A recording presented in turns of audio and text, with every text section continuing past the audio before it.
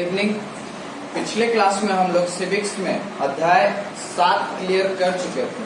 जो हम लोग का जो लास्ट टॉपिक था पिछले क्लास में हम लोग का था सामाजिक विविधताओं के सामंजस्य। जो पिछले क्लास में हम लोग का हुआ था लेसन 7 का, वो हम लोग लेसन को क्लियर कर चुके थे। आशा करते हैं इससे क्योंकि जो लेसन का जो क्वेश्चन आंसर्स थे, मैंने खुद बोला था वीडियो में कि ज्यादा क्वेश्चन आंसर्स थे नहीं, कि 2 ही सिर्फ डिफिनेशन के थ्रू क्वेश्चन आंसर थे और बाकी जो है वो तो ये टिक मार्क क्वेश्चन आंसर्स हैं। तो आप लोग क्लियर कर चुके होंगे। सप्ताह भर में तो 2 क्वेश्चन तो हो ही चुका होगा। अगर जो नहीं किया है कि मैं भूल चुका हूँ, मैं नहीं कर पाया हूँ, तो वो चीज आप लोग का लापरवाही कहलाएगा।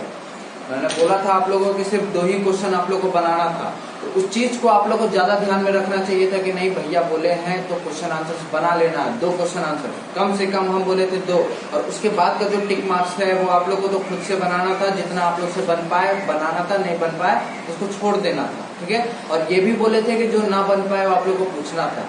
तो आप लोग ने किसी ने मतलब किन्हीं ने पूछा नहीं, ठीक है।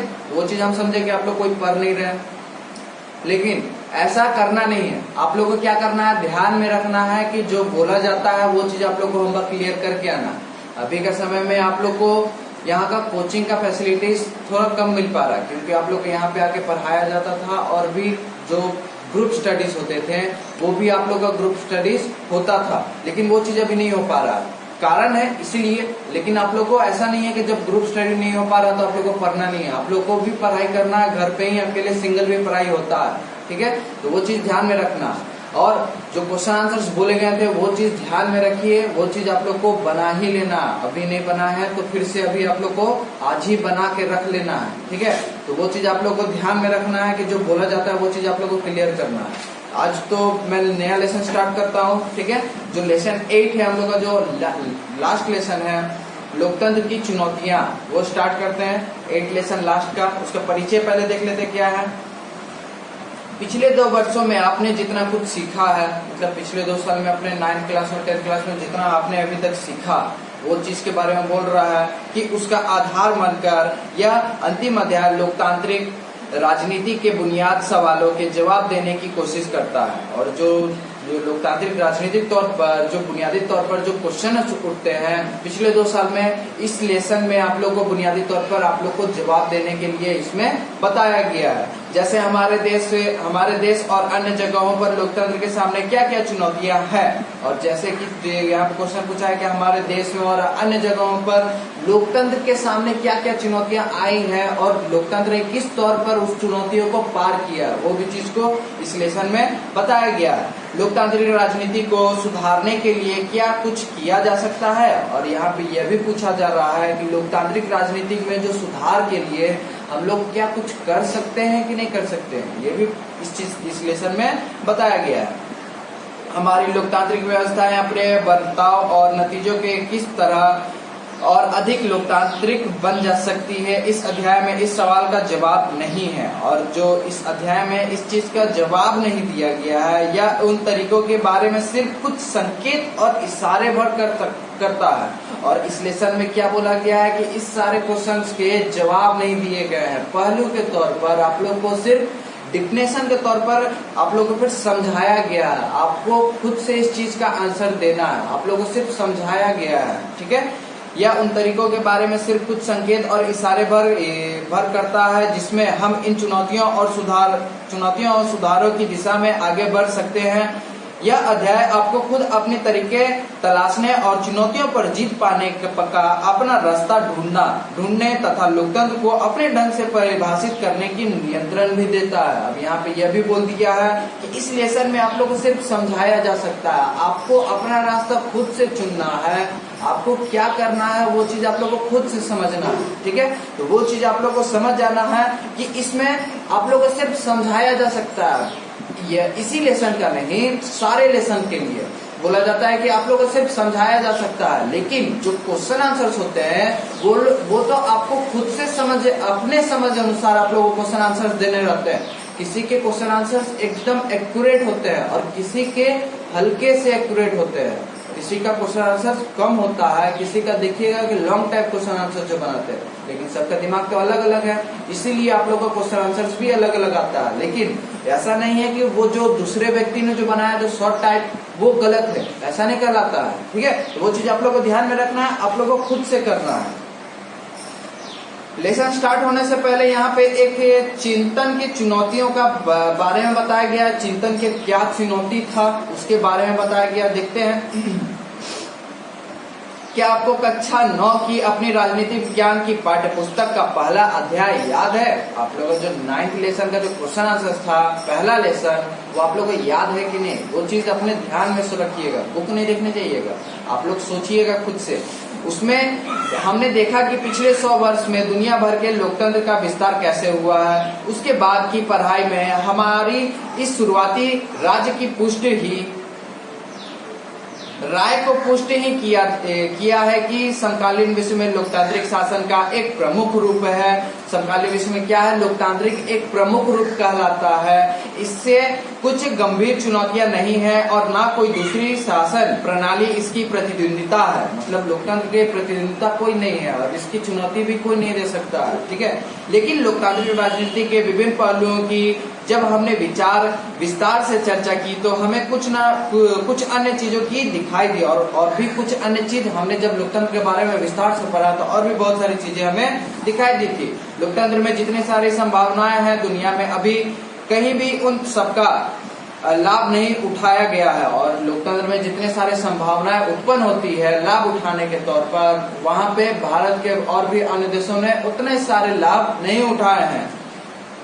लोकतंत्र का कोई प्रतिद्वंदी नहीं है, इसका यह मतलब भी नहीं है कि उसके लिए कोई चुनौती नहीं है। और यहाँ पे बोला जाता है कि अगर मान लीजिए किसका मेरा कोई प्रतिद्वंदिता नहीं कहलाता तो ऐसा नहीं है कि मैं किसी का चुनौती नहीं कहला सकता हूँ।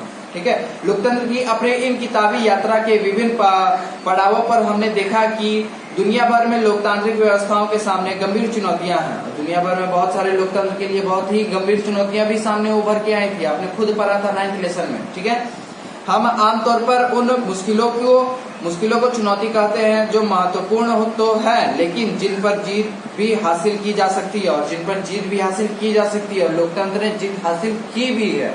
ठीक है, अगर किसी मुश्किल के भीतर ऐसी संभावनाएं हैं कि उस मुश्किल को छुटकारा मिल सके तो उसे हम चुनौती कहते हैं और ऐसा कोई किसी के अंदर चुनौती भी आता है तो उसके उभर के बाहर आने के लिए उसे हम हासिल करने के लिए जो कहते हैं उसे संभावना के तौर पर क्या चुनौती है अगर हम कहते हैं। एक बार जब हम चुनौती से पार पा लेते हैं तो हम पहले की अपेक्षा कुछ कदम आगे बढ़ जाते हैं। अलग अलग देश के सामने अलग अलग तरह की चुनौतियां होती है। अपनी पाठ्य पुस्तक में एक मानचित्र दिया गया है। इसमें सन 2000 तक की लोकतांत्रिक सरकारों को दिखाया गया है। क्या आपको इस मानचित्र की याद है? और यहाँ पे जो मानचित्र दिखाया गया था आपके पाठ्य पुस्तक में, मानचित्र 2002 के लेसन में 2002 जो मानचित्र थे इंडिया का 2002 का दिखाया गया था, उसको आपको याद है कि नहीं याद है? क्या आपको इस मानचित्र की याद है? तब का यह नक्शा बताता है कि दुनिया के 1/4 हिस्से में अभी भी लोकतांत्रिक शासन व्यवस्था नहीं है और यह मानचित्र यह दर्शाता था कि मतलब 9th क्लास में जो दर्शाता है कि दुनिया भर में बहुत सारे जगह लोकतांत्रिक व्यवस्थाएं भी नहीं पाई जाती है। इन इलाकों में लोकतंत्र के लिए बहुत ही मुश्किल चुनौतियां हैं और जहाँ पे लोकतंत्र नहीं थे वहाँ के लिए लोगों को बहुत ही मुश्किल चुनौतियों से पार करना पड़ता है।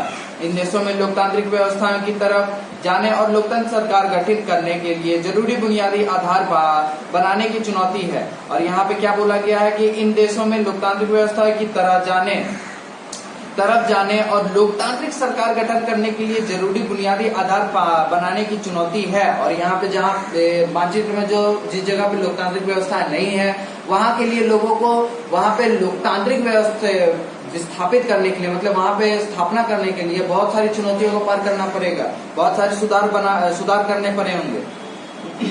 इसमें मौजूदा गैर लोकतांत्रिक शासन व्यवस्थाओं को गिराना, सत्ता पर सेना की नियंत्रण को समाप्त करने और एक संप्रभु संप्रभु तथा कारगर शासन व्यवस्था को स्थापित करने की चुनौती, और बहुत सारी चुनौतियों के बारे में बताया गया है कि वहां के लोगों को इन सभी चुनौतियों से पार पाना होता है। अधिकांश स्थापित लोकतांत्रिक व्यवस्थाओं के सामने अपने विस्तार की चुनौती है। इसमें लोकतांत्रिक शासन के बुनियादी सिद्धांतों को सभी इलाकों, सभी सामाजिक सब समूहों और विभिन्न संस्थाओं को लागू करना शामिल है। और यहाँ पे बहुत सारे समूहों को और सिद्धांतों को और बहुत सारे बुनियादी तौर पर सिद्धांतों को मतलब उस जगह पर स्थापित करना भी कहलाता है,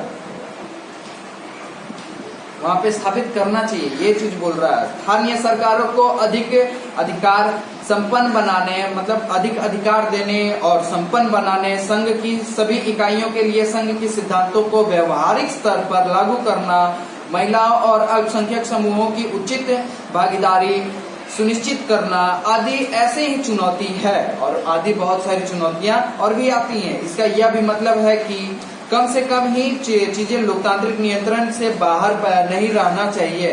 भारत और दुनिया के सभी पुराने लोकतंत्र में एक अमेरिका जैसे देश के सामने भी यह चुनौती है, और भारत के अन्य देशों में भी बहुत सारे जगहों पर ऐसी चुनौतियां सामने आती ही रहती है लोकतंत्र को व्यवस्थापित करने के लिए। तीसरी चुनौती लोकतंत्र को मजबूत करने की है। अब यहाँ पे तीसरी चुनौती क्या कहलाती है कि यहाँ पे तीसरी चुनौती है लोकतंत्र को मजबूत करने के लिए। हमने तो लोकतंत्र को स्थापित कर दिया, अगर मान लीजिए लोकतंत्र ही थोड़ा कमजोर कहलाएगा तो वो देश सफल कैसे होगा पूरी तरह। इसलिए लोकतंत्र को भी मजबूत करना जरूरी कहलाता है।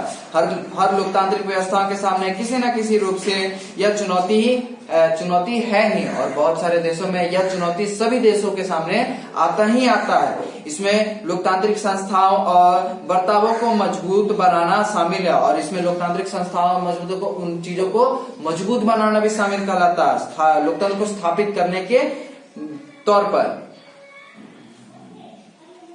कहां से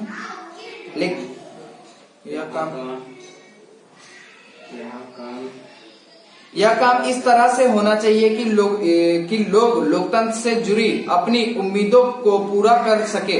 अब यह काम इस तरह होना चाहिए कि लोकतंत्र की जो मतलब लोगों की जो उम्मीद है उनका भी पूरी तरीके से उनका उम्मीद भी पूरा होता जाए और लोकतंत्र को भी मजबूत किया जा सके। लेकिन अलग अलग समाजों में आम आदमी की लोकतंत्र से अलग अलग अपेक्षा होती है, इसलिए यह चुनौती दुनिया के अलग अलग हिस्सों में अलग अर्थ और अलग संभव ले लेती है। और यहाँ पे यह बोला जा रहा है कि अगर मान लीजिए लोकतंत्र को मजबूती करना है तो हर देश में हर अलग अलग जगहों पे बहुत सारे तरीकों से, और उन लोगों की भी उनकी चाहत भी बहुत अलग अलग होती होगी कि जो उनकी उम्मीद है बहुत सारे जगहों पे अलग अलग होती है। उनके तौर पर लोकतंत्र को मजबूत करना अलग अलग देशों में अलग अलग तौर पर होता है। ठीक है, यह चीज बोला जा रहा है। अपेक्षा में कहें तो इसका मतलब संस्थाओं की कार्य पद्धति को सुधारना और मजबूत करना होता है ताकि लोकतंत्र की भागीदारी और नियंत्रण में बाधित हो। लोकतंत्र की भागीदारी और नियंत्रण में उनका नियंत्रण बना रहे और लोकतंत्र की भागीदारी में बना रहे, उस पर नियंत्रित हो। इसके लिए फैसला लेने की प्रक्रिया पर अमीर और प्रभावशाली लोगों के नियंत्रण को प्रभाव को कम करने की जरूरत होती है, और अमीर लोगों को और प्रभावशाली लोग जो कहलाते हैं उनका प्रभाव को कम करना भी जरूरी कहलाता है। 9वीं कक्षा की ओर अपनी इस पुस्तक के विभिन्न अध्यायों में हमने अनेक उदाहरण और कहानियों की मदद से इन चुनौतियों पर गौर किया है। और यहाँ पे हमने बहुत सारी कक्षा 9 के बारे में भी और उन पहले लेसन के बारे में बहुत सारी चीजों के बारे में हमने भी अभी गौर किया। आइए लोकतंत्र की अभी इस यात्रा से कभी महत्वपूर्ण पड़ावों पर लौटें या यादों को ताजा करने और देखें कि इस पड़ावों को लोकतंत्र के सामने कौन कौन सी चुनौतियां हैं, और इस पड़ाव में मतलब इस लेसन में और बहुत सारी कौन कौन सी चुनौतियां सामने आती है वो चीज देखते हैं। तो हम लोग का लेसन जो स्टार्ट होता है, अभी तक हमने चिंतन की जो चुनौती थी वो चीज के बारे में पढ़ा। क्लास 9 का फर्स्ट लेसन के बारे में जो लोकतंत्र कैसे विस्थापित हुए और कौन कौन से विस्थापित करने के लिए कौन कौन से चुनौतियां आती है वो चीज हमने अभी रिवीजन किया। ठीक, और जो हम लोग लेसन स्टार्ट होता है, यहाँ से लेसन स्टार्ट होता है। पहला टॉपिक है अलग अलग संदर्भ, अलग अलग चुनौती, और जो अलग अलग जो संदर्भ होते हैं लोकतंत्र को स्थापित करने के लिए, और जो लोकतंत्र के लिए जो अलग अलग चुनौतियां आती है वो क्या है।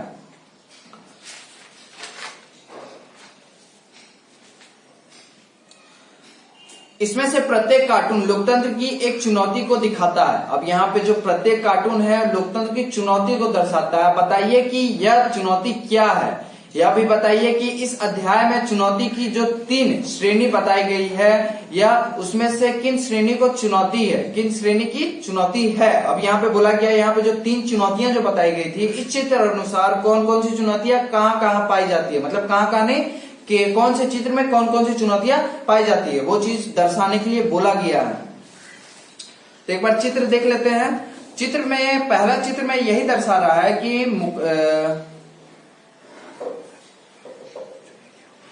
यहाँ पे यह चीज बताया गया है कि एमयू बाड़क, यहाँ पे 2005 की चुनौती जो बताया गया है, यह आदमी इस चुनौती को जीतता है, मुबारक फिर से चुने गए।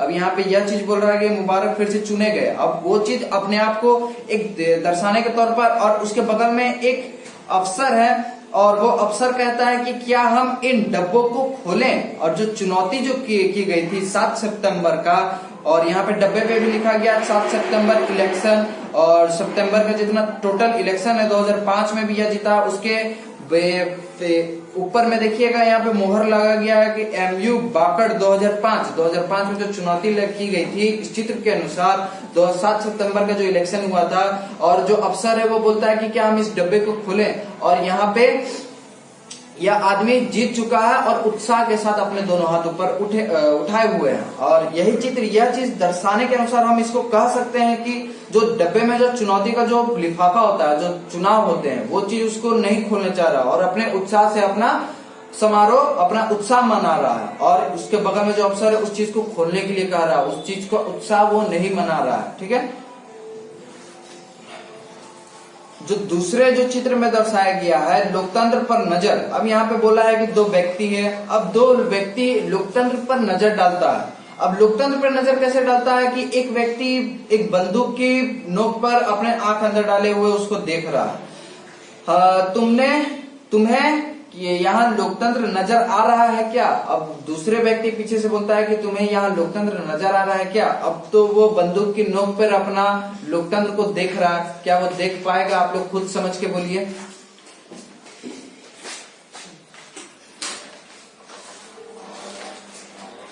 हम लोग नेक्स्ट टॉपिक पे आते हैं। ये 2 चित्र आप लोग को दर्शाया गया, समझाया गया, और ये 2 चीज दूसरा वाला आप लोग खुद से समझिएगा। ठीक है। अब हम लोग आगे बढ़ते हैं लेसन पे। अब हम लोग का नेक्स्ट में जो 2001 है, 104 पेज नंबर में जो दर्शाया गया उदाहरण और संदर्भ। उदाहरण और संदर्भ के तौर पर दूसरे कॉलम में बताया गया है कि इस मामले में लोकतंत्र की चुनौती का आपका विवरण, हम लोग का जो खुद का जो विवरण है, जो चुनौतियां आते हैं, जो संदर्भ आते हैं, जो उदाहरण के तौर पर लोकतंत्र को कहा गया है, उसका खुद का संदर्भ क्या कहलाता है।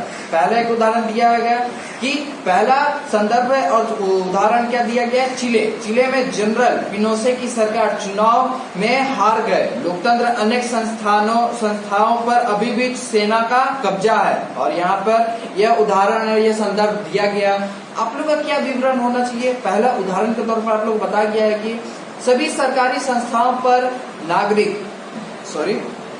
नियंत्रण पहला, बहुदलीय चुनाव करना, निर्वासित नेताओं को स्वदेश बुलाना, और निर्वासित नेताओं को स्वदेश बुलाना, मतलब निर्वासित जो नेता जो लोग हैं उनको स्वदेश मतलब अपने देश में फिर से बुलाने के लिए कहा जा रहा है। और पहली बुनियादी चुनाव करना, और जो पहली बहुदलीय चुनाव करने बोला गया है। ठीक है। बहुदलीय चुनाव करने के लिए मतलब बड़े तौर पर एक चुनाव करने के लिए कहा गया, और हमारे नेताओं को फिर से उस देश में बुलाने के लिए कहा गया। तो हमारे विवरण के तौर पर जो चुनौती है, लोकतंत्र की चुनौती का अपना विवरण, कि हम लोकतंत्र को किस प्रकार हम चुनौती दे सकते हैं, अपने अनुसार हम लोग क्या विवरण दे सकते हैं। तो नेक्स्ट वाला जो दूसरे जितने सारे हैं आप लोगों को खुद से भरना है। ठीक है। पहला एक उदाहरण के तौर पर हमने समझा दिया आपको, और दूसरे जो पोलैंड में जैसे बताया गया है, पोलैंड में क्या है, सॉलिडरिटी की पहली सफलता के बाद सरकार ने सैनिक शासन लागू कर दिया और सॉलिडरिटी पर प्रतिबंध लगा दिया गया। और सॉलिडरिटी पर पहली सफलता के बाद क्या हुआ था कि वहां पे सरकार को बंद कर दिया गया था और शासन को लागू नहीं करने दिया जा रहा था, और सैनिक शासन लागू कर दिया था और उस चीज को प्रतिबंध लगा दिया गया था। आप लोग को क्या करना है कि वो चीज को आप लोग को खुद से अनुसार लोकतंत्र को किस प्रकार हम चुनौती दे सकते हैं और लोकतंत्र यहाँ पर हम किस प्रकार स्थापित कर सकते हैं, अपने अनुसार पेंसिल से आप लोग के यहाँ पे कॉलम में आप लोग को फिलअप करना है कि क्या क्या होना चाहिए। ठीक है, उस चीज को सब चीज को आप लोग को भर के रख लेना है। जितने सारे कॉलम है 18 टोटल 19 है, एक आपको उदाहरण के तौर पर बोल दिया है, और जितना टोटल 18 है वो चीज आप लोगों को खुद से अपने संदर्भ अनुसार कि मेरे सोच में क्या होना चाहिए कि वहां पे लोकतंत्र इस प्रकार स्थापित हो जाना चाहिए। ठीक है, अपने सोच अनुसार आप लोग थोड़ा ही सोचो, छोटा ही सोचो, सोचे तो सही, वो चीज आप लोग को ध्यान में रखना है। किसी का नकल नहीं करना, खुद का सोच होना चाहिए। खुद का सोच रहेगा, खुद का सोच थोड़ा ही सोचे, लेकिन सोचे तो सही। जो नहीं सोचा उसका बात की बात है, उसको भी सोचना, ऐसा नहीं कर रहे हैं कि उसको नहीं सोचना, उसको भी सोचना है। ठीक है, तो उस चीज को अपने सोच अनुसार आप लोग को बताना है। गलत हो सही हो कोई फर्क नहीं पड़ता है। ठीक है, मैं बस खाली आप लोग का चेक करूंगा कि क्या आपने भरा। शर्माना नहीं है, आप लोग को होमवर्क दिया जा रहा है, इसमें शर्माने का बात नहीं है कि मैं क्या लिखूंगा कि भैया आप पढ़ेंगे क्या सोचेंगे, ऐसा कुछ नहीं है। मैं सोच के क्या करूंगा, ठीक है, वो चीज आप लोग को ध्यान में रखना। मैं पढ़ भी लूंगा तो क्या हो जाएगा, आप लोग को तो पढ़ाने के लिए ये चीज कहा जा रहा है ना, वो चीज ध्यान में रखना। आप लोग को कंप्लीट आप लोग को सभी जन को करके रखना है। ठीक है, अगर जो व्यक्ति, और यह भी बात बोला जा रहा है कि अगर मान लीजिए कि 4 हम लोग दोस्त है, 4 में से 2 ही लड़का आप लोग का पढ़ रहा, 2 लड़का देखिएगा आप लोग का 2 दोस्त आप लोग का वहां पे खेल रहा, उसको समझाइए थोड़ा कि आप लोग तुम लोग पढ़ क्यों नहीं रहे हो। ठीक, बोलना है, ऐसा तो नहीं कर रहे कि उसको खींच के ले गया कि बैठ के पढ़ना है खुद से, तो आप भी खुद नहीं पढ़ पाएंगे, वो तो खैर खुद पढ़ नहीं रहा, वो तो आपका ही पढ़ाई चौपट हो जाएगा। ठीक है, तो उस चीज को आप लोग को ध्यान में रखना है। आगे का जो नेक्स्ट टॉपिक है हम लोग का, वो स्टार्ट करते हैं अलग अलग तरह की चुनौती। जो अलग अलग तरह की जो चुनौती कहलाती है वो क्या है वो देखते हैं। अब जबकि आपने इस सभी चुनौतियों को लिख डाला है, अभी तक लिखे नहीं है लेकिन लिख लीजिएगा। अब जबकि आपने इस सभी चुनौतियों को लिख डाला है, तो आइए इन्हें कुछ बड़ी श्रेणियों में डालें, और बहुत सारी बड़ी श्रेणियों में डालने के लिए कहा गया नीचे, पहले ऊपर पढ़ लेते हैं। नीचे लोकतांत्रिक राजनीति के कुछ दायरे को खानों में रखा गया है। किसको, लोकतांत्रिक राजनीति के दायरे को खाने में रखा गया है कॉलम में। पिछले खंड में एक या एक से अधिक देशों में अपने कुछ चुनौतियों लक्ष्य की थी, और बहुत सारे देशों में जो चुनौती हुई थी उनको लक्ष्य, मतलब आप लोगों का कंपटीशन क्रॉस हुआ था, क्रॉस कर लीजिएगा याद से। कुछ कार्टून में भी आपने देखा होगा, मतलब इन्हें देखा, और कुछ कार्टून को भी आपने देखा। आप चाहें तो नीचे दिए गए खानों के सामने मिले मेल का ध्यान रखते हुए इन चुनौती को लिख सकते हैं। और इन चुनौती जो बोला गया, इन 2 मेल, जो इसका जो मेल कहा गया, जो लिखने के बाद और चित्र के मेल के बाद इस कॉलम को आप लोग भर सकते हैं। इसके अलावा भारत से भी इन खानों में दिए जाने वाले एक उदाहरण दर्ज करें। और भारत में जो दिए जाने वाले जो खाने, मतलब जो उदाहरण के तौर पर लोकतंत्र की मतलब जो भारत में जो लोकतांत्रिक विस्थापित करने के लिए जो उदाहरण के तौर पर बताया जाता है, वो आप लोग उदाहरण के तौर पर इसके अनुसार उस चीज को, तीनों चीज को लेकर एकजुट करके इस चीज को भरने के लिए कहा गया है। अगर आपको कोई चुनौती इन खानों में फिट बैठती है, नहीं लगती, तो आप नई श्रेणी बनाकर अपने इन मुद्दों को रख सकते हैं। और जो आप अपने अनुसार उस चीज को, तीनों चीज को लेने के बाद अगर आपको लगे कि यह चीज नहीं बैठ रहा है, तो आप लोग क्या कीजिएगा, उस तीनों चीज का जो निचोड़ निकलता है एक नया कॉलम बनाइएगा। कोई अन्य श्रेणी यहाँ पे दिया गया है, लास्ट में कोई अन्य श्रेणी बताया गया, उसमें आप लोग क्या कीजिएगा, अपना एक अलग श्रेणी बनाइए और उसके बारे में लिख देना। ठीक है, इसके बाद हम लोग आगे पढ़ते हैं। आगे का क्या दिया है कि आइए इन श्रेणी का नया वर्गीकरण करें। और जो ये एक श्रेणी बताए गए थे, देखिए यहाँ पे इस चीज को भी समझा देते हैं। इसमें कुछ ज्यादा नहीं है, संवैधानिक बनावट, और जो संवैधानिक जो बनावट जो बताया गया है, इस चीज को भरिएगा, इस चीज को समझ लिए, उसके अनुसार आप लोग को खुद समझ में आएगा संवैधानिक बनावट किस तौर पर बनते हैं। उदाहरण के तौर पर आप लोग को सिर्फ बस खाली देना है, ऐसा नहीं है कि पूरा क्वेश्चन आंसर छाप देना है, ऐसा नहीं है। उदाहरण के तौर पर आप लोग को बस खाली लिख देना है कि संवैधानिक बनावट किस तरह बनते हैं। ठीक, उसके बाद है लोकतांत्रिक अधिकार। जो लोकतांत्रिक अधिकार है उदाहरण के तौर पर आप लोग को लिख देना है। ठीक है, लोकतांत्रिक अधिकार अगर मान लीजिए कि डिफिनेशन भी लिख देंगे तो कोई दिक्कत नहीं है, खर्च नहीं है। शॉर्ट में अपने संदर्भ अनुसार, निष्कर्ष अनुसार जो लास्ट में जैसे निकलता है ना, उसे अनुसार आप लोग छोटा में लिख दीजिएगा, चल जाएगा। और दूसरा हम लोग जो आगे का टॉपिक पढ़ते हैं, आइए इन श्रेणी का नया वर्गीकरण करें। नया इन सभी श्रेणी का एक नया वर्गीकरण करने किया। इस बार इसके लिए हम इन मानकों का आधार बनाएंगे जिनकी चर्चा अध्याय के पिछले हिस्से में हुआ। जो अध्याय का पिछला हिस्सा मतलब 7वां लेसन में इन सभी श्रेणी के लिए कम से कम एक उदाहरण भारत में भी खींचे। और कम से कम एक उदाहरण क्या बोला है कि भारत में भी खींचने के लिए बोला गया है। एक उदाहरण भारत के तौर पर भी लेने के लिए कहा गया है। पहला कॉलम में क्या है कि आधार तैयार करने की चुनौती है। अब जो हम लोग ने आधार तैयार किया कि लोकतंत्र किस प्रकार बनाएंगे, उसकी जो चुनौती है वो किस प्रकार होती है। ठीक, बात समझ में आया। और विस्तार की चुनौती है, और जो चुनौती है उसका विस्तार कीजिए। ठीक है, स्पष्ट रूप से बोला गया है कि विस्तार की चुनौतियां।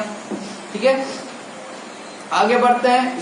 इस कॉलम को भी भरना है। आइए अब सिर्फ भारत के बारे में विचार करें। अब सारे देश के बारे में बात हो गया, लास्ट अपने देश पे आते हैं, अपने भारत पे आते हैं। समकालीन भारत के लोकतंत्र के सामने मौजूद चुनौतियों पर गौर करें। और संवैधानिक समकालीन भारत के लोकतंत्र पे जो चुनौतियां हुई थी उन पे गौर करने के लिए कहा गया है कि इनमें से इन 5 की सूची बनाइए जिन पर पहले ध्यान दिया जाना चाहिए। यह सूची प्राथमिकता को भी बताने वाली नहीं होनी चाहिए। प्राथमिकता को भी बताने वाली नहीं होनी चाहिए। यानी अब जिस चुनौती का सबसे महत्वपूर्ण या भारी मानते हैं उसे सबसे ऊपर लिखे। मतलब जो 5 चुनौतियों में से जब से आप जिसको सबसे हेड मानते हैं कि यह सबसे पहले अच्छा है, जो मेन टॉपिक होता है वो चीज आप लोगों को सबसे टॉप में लिखना है। ठीक है,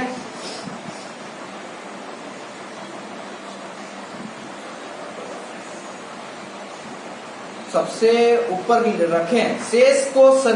शेष को इसी क्रम में बाद में शेष को इसी क्रम में बाद में और शेष को उसी क्रम के बाद में लिखना है। ऐसी चुनौती का उदाहरण दें और बताइए कि भारतीय प्राथमिकता में उसे कोई खास जगह कोई दी गई है, और जो उस चुनौती को कोई खास जगह दी गई है कि नहीं दी गई है अभी के समय में, वो चीज भी आप लोग को लिखना है। अब जो प्राथमिकता है, किस चीज को आप लोग प्राथमिकता देते हैं लोकतंत्र को स्थापित करने के लिए भारत में, लोकतंत्र की चुनौती है। अब लोकतंत्र किस प्रकार इसको चुनौती तौर पर मानते हैं, उसका उदाहरण देने के लिए कहा गया है। जो लास्ट हम लोग का चौथा कॉलम है, प्राथमिकता का कारण। जो प्राथमिकता दिया गया है हमारे अनुसार कि हम इस चीज को पहला प्राथमिकता देते हैं, को प्राथमिकता का कारण क्या है कि आप इसी चीज को पहला प्राथमिकता क्यों दे रहे हैं।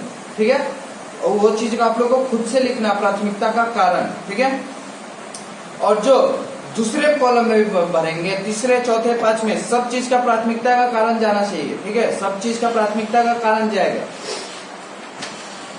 जो हम लोग का नेक्स्ट टॉपिक है, राजनीतिक सुधारों पर विचार। अब जो हमने लोकतंत्र के बारे में विस्तार से स्पष्ट अनुसार पूरे देश का, पूरे भारत का विवरण के तौर पर कॉलम के तौर पर हमने सब चीज जाना। अब उसके बाद बोला राजनीतिक सुधारों पर विचार। ठीक है, तो वो चीज आप लोग इस चीज को पहले कंप्लीट कर लीजिए, उसके बाद हम लोग आगे बढ़ेंगे। लेकिन याद रखना है कि इस चीज को कंप्लीट कर लेना, तभी आगे का लेसन आप लोग को समझ में आएगा, क्योंकि इसी चीज को कॉलम को लेकर आगे के लेसन में समझाया गया है। ठीक है, तो उस चीज को आप लोग को समझ लेना। अगर जब तक आप लोग कॉलम नहीं भरेंगे तब तक आप लोग को आगे समझ में नहीं, थोड़ा समझ में नहीं आएगा, थोड़ा तो डाउट लगेगा ही, थोड़ा तो दिक्कत होगा ही आपको। क्योंकि अगर इस चीज को आप लोग नहीं भरे रहेंगे, जो ब्लैंक है वो तो जो खाली जगह उसको फिलअप कीजिएगा तब ना पूरा पूर्ति होगा आप लोग का। ठीक है, तो उस चीज को ध्यान में रखना है कि जो ये होमवर्क SW लिख दिए, ये भी होमवर्क SW लिख दिए, तीसरा लिख दिए, चौथा, 4 चीज आप लोग को बोला गया, 4 चीज आप लोग को करना है। 4 चीज में से 5वां ये है कि इस चित्र को समझने के बाद आप लोग को चित्र के नीचे जो लाइन दिया गया है वो चीज आप लोग को लिखना है। ठीक है, तो बहुत सारी चीजें आप लोग को करना है, अपने कुछ करना नहीं है इसमें, क्वेश्चन आंसर नहीं पूछा, बस खाली उदाहरण आपको देना है। ठीक है, खाली सब चीज में आप लोग को उदाहरण देना है, अपने सोच अनुसार क्या आप उदाहरण दे सकते हैं वो चीज आप लोग को देखा जा रहा है, आप लोग का सोच यहाँ पे प्रकट किया जाएगा। ठीक है, तो वो चीज आप लोग को बुक में ना करके कॉपी में कीजिएगा तो बहुत बढ़िया रहेगा, क्योंकि बुक गंदा नहीं करना चाहिए। ठीक है, आप लोग भी जानते हैं, तो बुक में ना करके क्या होगा कि कॉपी में कर दीजिएगा तो बहुत अच्छा रहेगा, तो बुक में कोई भी नहीं करेगा। ठीक, और कॉपी में करना है सबको। तो जो आप लोग को बोला जाता है पर डे की जो बुक पढ़ने की जो विधि होती है, जैसे अभी क्लास हुआ, अभी पढ़ लिए, क्लास समाप्त हो गया, आप लोगों को क्लास के पहले भी पढ़ना था, वो चीज आपका काम है कि क्लास के पहले आपको पढ़ना है, और जो क्लास के बाद जो पढ़ना है वो भी आपका ही काम है। ठीक, अभी के समय में तो मैंने रिवीजन करके पढ़ के समझा के आप लोगों को समझा दिया, लेकिन जो बाद का जो आप लोग का स्टेप है वो चीज आपके हाथ में है। मैंने तो 5% आपको समझा, 95% आपका हाथ में रहता है कि पहला आप लोग को पढ़ने से पहले पढ़ना, पढ़ने के बाद पढ़ना। ठीक है, अगर जो डाउट रहा वो चीज आप लोग को निकालना, जब तक डाउट नहीं निकालेंगे तब तक लेसन क्लियर नहीं होते जाएगा। अगर किसी का डाउट रहता है तो उस चीज को पूछिए, समझिए और उस चीज को क्लियर करते जाइए। ठीक है, पिछला क्लास का भी होमवर्क आप लोग का ज्यादा नहीं है, बहुत कम है। पिछला क्लास का भी जो 2 क्वेश्चन बोले गए हैं वो चीज भी अंडरलाइन कर लिए हम, पिछले क्लास का 2 क्वेश्चन भी आप लोग को करना है, और जो पहले का जो जितना छूटा गया है वो चीज आप लोग को धीरे धीरे क्लियर करना है। क्वेश्चन आंसर आप लोग को भेज दिए गए हैं, ऐसा नहीं है कि बुक का क्वेश्चन आंसर छोड़ देना है, उसी का याद करना है, ऐसा नहीं है। ठीक, अगर आपको अच्छा लगे कि बुक का क्वेश्चन आंसर छोड़ा के मेरा क्वेश्चन आंसर से आप लोग को बेटर लगता है और याद करने में परेशानी नहीं होता है, तो बुक का छोड़ दीजिए और क्वेश्चन आंसर से आप अगर मान लीजिए कि बुक का याद किया, आपको 100% बुक का याद नहीं है, अगर जो आप खुद से जो क्वेश्चन आंसर लिखे हैं एग्जाम में, अगर बैठे हुए हैं कि बुक का क्वेश्चन आंसर हमको याद नहीं आ रहा है, तो आप लोग क्या कर सकते हैं, खुद का जो क्वेश्चन आंसर से आप लोग को ध्यान में रखा, कभी भी भूलिएगा नहीं वो चीज, आप तो वो चीज ध्यान में रखना है। ठीक, इसीलिए आप लोग को बोला जाता है कि खुद का क्वेश्चन आंसर आप लोग को बनाना है। ठीक है, और घर पे ज्यादा देर आप लोग व्यतीत कीजिए, बाहर ना निकलिए, ज्यादा देर आप लोग को घर पे रह के पढ़ना है। ठीक, थैंक यू।